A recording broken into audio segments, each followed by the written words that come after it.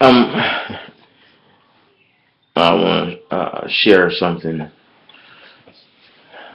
Those that's closest to me, though, but I don't want to share. I spent the majority of my youth in school being bullied, and I say majority from first grade. I can take you. I can take you to the exact spot where I was beat up by three guys the first time in first grade. I know exactly where the spot is. Um, I never will forget that.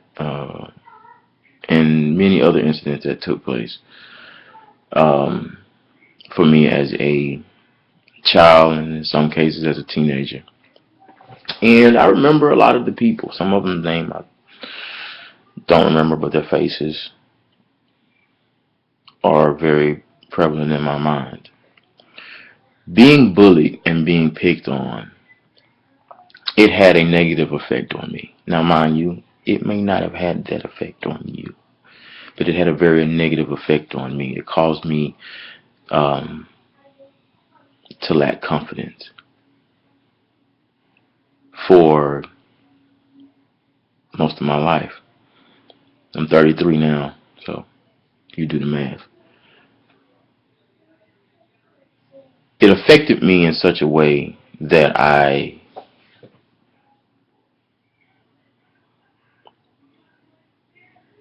had low self-esteem, depression, a lot of things. I turned to alcohol. I turned to smoking cigarettes to those, fight off that darkness. I don't know if anybody understands what that means.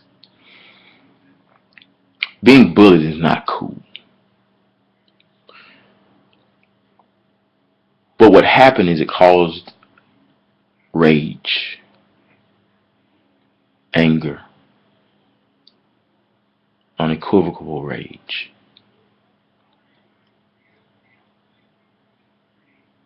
And that rage has to come out.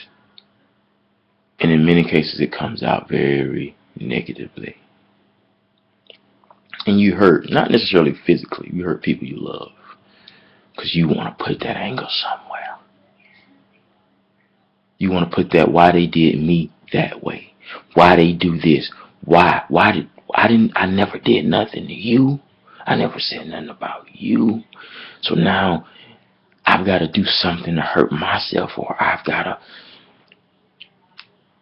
you know, you have rage, you have anger.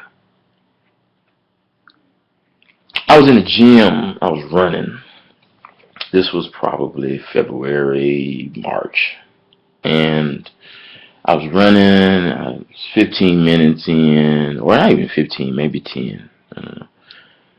But oh my gosh, it was rough. And I was running out of gas. And I was frustrated because I'm like, man, I can't seem to get over. I'll never forget, I was listening to God's in the Building by Killer Mike. And while I was listening to it, my brain, my mind began to drift back to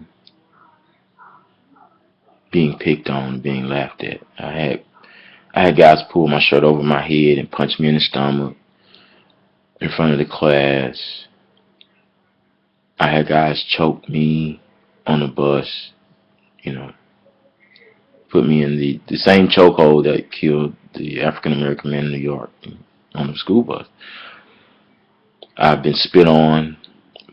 Walking outside, guy spit on me. So all of that came back, and I got angry. I was hurt. I want to say I was crying. I can't remember. But next thing I know, 10 minutes passed.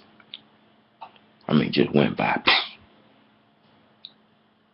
Every time I said something about recycling your pain, let your pain push you.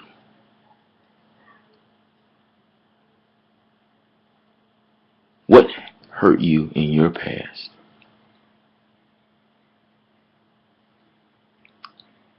And if it did, whatever it was, use it.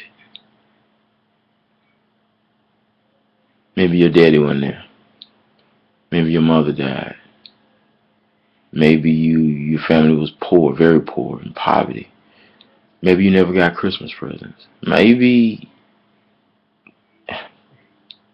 you were assaulted or something. But whatever it is that hurts, and I'm not talking about hurt as in, oh man, she talked about my whatever. No, I'm talking about some stuff that really is hurt here. Whatever that is. Find that. Because just like the Iraqis or Middle Eastern people that own all that oil, and scientists say that we will never get it all because it's so much. There's the well, the reservoir of oil that is underneath whatever. We could never get it all. That's your pain. Use it. Drill a hole to wherever the hurt is. And when you need motivation, when you need a why, when you need inspiration, when you need all of the things that are required to excel, not necessarily in life, but for your betterment, whatever you need, go to that place. When I get in the gym and it's time to kick it into gear, what I do is I allow myself to go back. And I turn into the hero that I needed to be for myself.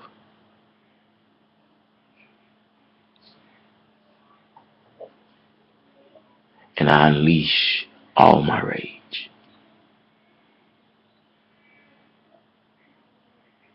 If you really want to change your life around, whether it's lose 10 pounds, 20 pounds, 30 pounds, 40 pounds, if you want to lose 200 pounds as my friend, you got to find the rage. And you got to exist in that rage. You got to push yourself like nobody else can push you, because you know the hurt you feel.